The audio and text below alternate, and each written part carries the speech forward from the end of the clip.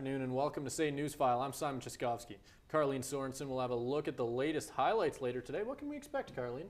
Well, this weekend was absolutely amazing for football fans, hockey fans, you name it. Did you happen to watch Grey Cup?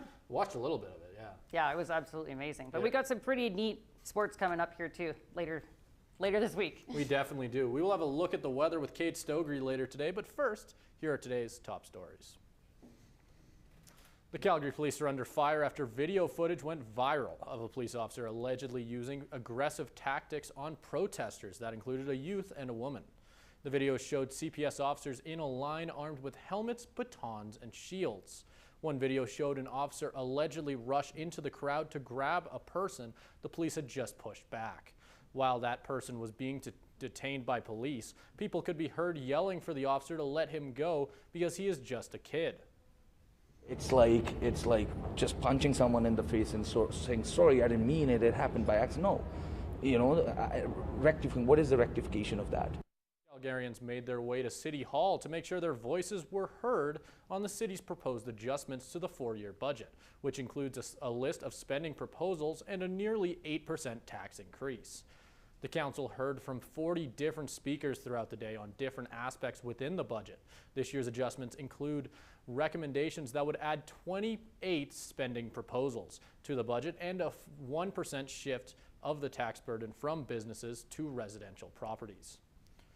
There was a 24-hour vigil in Central Memorial Park on Transgender Remembrance Day, honoring those who lost their lives over the years. Organizers said that it was a day filled with emotions, stories, and reflection.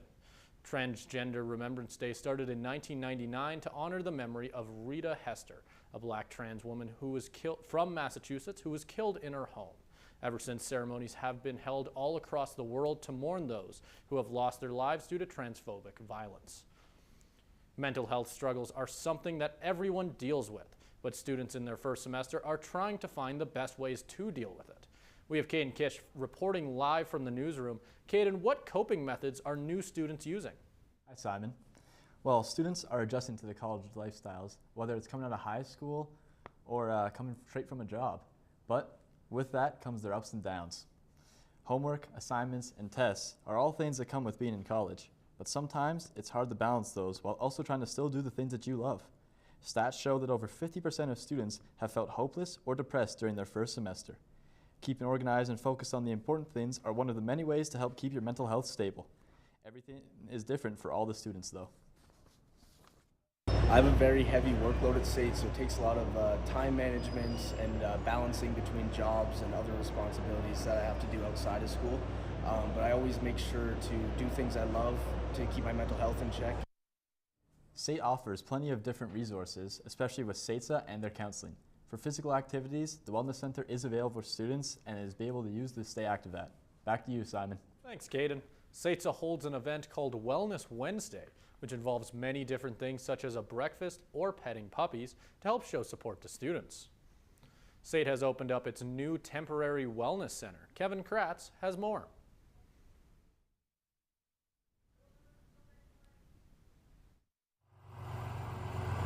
SAIT students and faculty no longer have to travel far and wide to stay active during the school year. SAIT's brand new wellness center located behind East Hall residence is now open, which has been especially beneficial to SAIT Trojans athletes. It's definitely nice having a place to work out and having it right across the street from the residence building, but it's also just not as nice as the old one was for obvious reasons because it's a tent, but it's still nice to have that place where you can go get physical activity done. The facility features a weight room with all the equipment one would need to work out. The main attraction is the full-size basketball court. While the flooring is temporary at the moment, installation of a new floor is on the horizon, as was told by Trojan staff. We're excited because we're going to be able to add a few other sports for drop-in sports such as badminton and volleyball at later dates. During the final exam weeks, the Wellness Center was an open space that would allow for exams to be held in a reasonably quiet environment. Now with the winter semester wrapping up in a mere week, we can only speculate how much progress will be done with the old campus center after 4 months away from school. So as we can see, the old campus center demolitions are underway. They've been underway since the fall. and we are looking at quite a long time period. So right now, the current campus center is offering some great facilities for students, and it's a great place for people like myself to work on our fitness and physical health. For SAIT Newsfile, I'm Kevin Kratz. The Canada Border Service seized over 26,000 fake toonies from China. The package arrived at a FedEx warehouse in Montreal, where CBSA officer Caroline Landry took quick notice of the shipping label. Multiple things on the label looked odd, so Landry decided to open up the package, where she found the coins. As of now, the CBSA's allegations are unproven, and the evidence CBSA investigators say they gathered is still untested in court. Those are today's top stories. We'll have your full forecast after the break. But first, Kate Stogary has a look at what's going on in Calgary this week. Spend some time with loved ones looking at the beautiful zoo lights, which are even brighter this year with over 1 million lights and nearly 250 light figures with new and old themes. The Alcove Center is Calgary's newest creative playground, and the Window Case Concert is an event to allow local artists to shine and flourish their musical abilities. 'Tis the season to begin your Christmas shopping. More Than a Store is a pop-up market with ethical and socially conscious goods for all. All profits made go back to the community and people that worked on the goods. On that Christmas note, Calgary's favorite family tradition is back with Once Upon a Christmas at Heritage Park. Enjoy classic indoor and outdoor Christmas activities like wagon rides and visits with Santa, and so much more. The Dance YYC Showcase has returned this year with performers from the community. For the first time in event history, the showcase will be expanding to another city. Welcome back to SAIT Newsfile. Let's take a look at this wonderful November weather we're having. First, starting in the west side of Canada. In Vancouver, there is a jet stream system coming straight off the coast, pushing in, and a low pressure system in BC, causing that rain right now. But Edmonton's sitting at a nice little 8 with some clouds. As we head over to Regina, there's a lot of sun out, same with Winnipeg, but 0 in Winnipeg. So despite the sun, you might want to bundle up a bit. But let's take a look at the rest, the east. In Toronto, there's a lot of rain coming down with it sitting at 6 right now. And as we head up, we have sun in Montreal and sun in Halifax. Clouds in St. John's though. Let's take a look at the resorts. It's a beautiful day south of the border, with sun in Palm Springs and sitting at 25. Highest on the border is 30 in Barbados. It's a great day for the beach in Cancun with the sun shining. Clear day in Honolulu and 26. A magical 27 in Orlando. Vegas marks the coldest on the board despite being 18 degrees. Now let's take a look at Calgary today. We're currently sitting at 10 degrees, which is pretty nice for that mid-November. The rest of the day, though, cloudy and 0. Now let's take a look at the rest of the province. In Banff, we're sitting at 5 with the sun shining. It's one of the only places in Alberta, despite Medicine Hat, with the sun out. Clouds all across the board, but we can't be too mad at that in Calgary and Lethbridge with double-digit temperatures. Fort McMurray could be mad with their rain coming down at -7, 7 in Grand Prairie with rain as well. Now let's take a look at the 5-day. Tonight we're going to be looking at a low of 0. With the flurries tomorrow from that low pressure system that was in BC is going to be traveling straight into Calgary. So the sun will be back out on Friday with a high of -1 and a low of -9.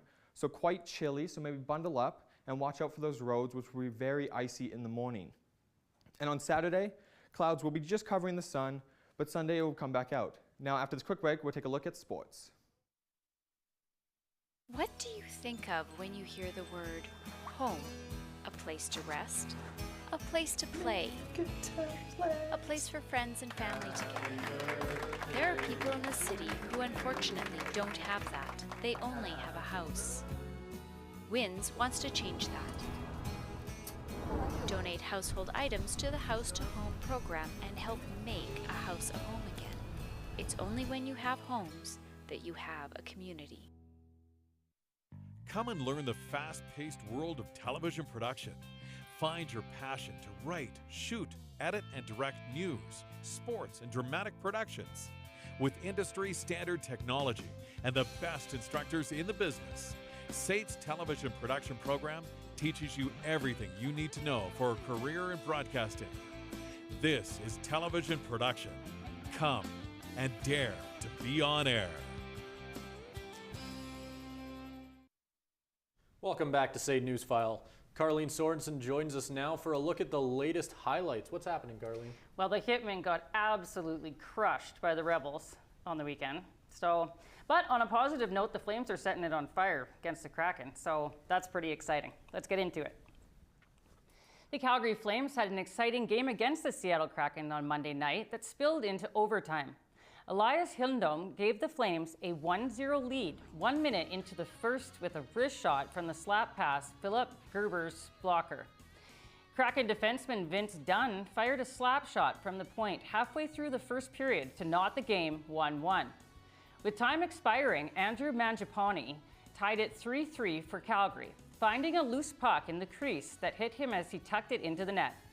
In the extra frame, Flames defenseman Rasmus Andersson netted the OT win as Calgary railed to win 4-3. Flames struggling superstar Jonathan Huberdeau finally got the monkey off his back and scored 2 points. He was named second star of the game. Rasmus Andersson also added the best game of his season with 1 goal and 2 assists. The Calgary Hitmen ran into hot goaltenders over the weekend as the Red Deer Rebels were able to sweep the weekend in a home-and-home series. While Carson Latimer scored twice for the Rebels and Talon Brigley added an empty netter to give the Rebels the victory. Hitmen did outshoot the Red Deer 40-30, but wasn't enough to take home the victory. The Hitmen will face the Edmonton Oil Kings on Saturday at 7 p.m. at the Scotiabank Saddledome. Then they will travel to Red Deer to face the Rebels on November 28th. The Hitmen will continue to battle to collect points for the standings, looking to clinch a playoff spot in the year's playoffs. Montreal Alouettes stunned the Winnipeg Blue Bombers in the 110th Grey Cup in Hamilton to win their first Grey Cup since 2010. CFL's most outstanding Canadian winner, Brady Oliver, got the scoring start from Winnipeg with a 5-yard rush touchdown early in the first quarter. Montreal responded with a touchdown of their own as well. Stanbeck finds the hole and sprints down the left side for a 32-yard score. Late in the game, Winnipeg called in their backup quarterback, Dakota Pucon, as he came through at the goal line and retake the lead. And with the game on the line, Montreal quarterback Cody Fajardo sent a dot to former Calgary Dinos for the game-winning touchdown. Defending CFL Most Outstanding Player of the Year, Zach Collaros struggled as he did not throw a touchdown pass and added an interception. Montreal quarterback Cody Fajardo won the Grey Cup MVP as he tossed 3 touchdowns and completed 21 of his 26 passes. Dakota Buttar finished 38 points ahead of runner-up Nick Tetz as the PBR's championship this weekend at Rogers Place in Edmonton. The win cemented Buttar's in history by completing a come-from-behind surge to be crowned the 2023 Canadian champ. The champion was able to ride all 4 bulls he faced and was awarded an 87-point ride to win the crown inside the home of NHL's Edmonton Oilers. Buttar has become the 4th ever 2-time champion as he emerged victorious in 2020 as well. The PBR awarded more than $225,000 for the competitive riders, the most in history of the sport, including a $100,000 bonus to Buttar as the year's championship. And that's a look at sports. Definitely a lot of interesting things there. Kate, can you give us a run through on the weather once? Yeah, let's take a look at the 5-day forecast starting tomorrow with, like I said, that low pressure system from BC is going to be traveling right into Calgary and giving us snow, which is quite upsetting with the great November start we've had so far. But it should only last tomorrow, with Friday, Saturday, and Sunday all being pretty sunny. Well, thank you for that once again, Cade. That's all for us. Thank you so much for watching.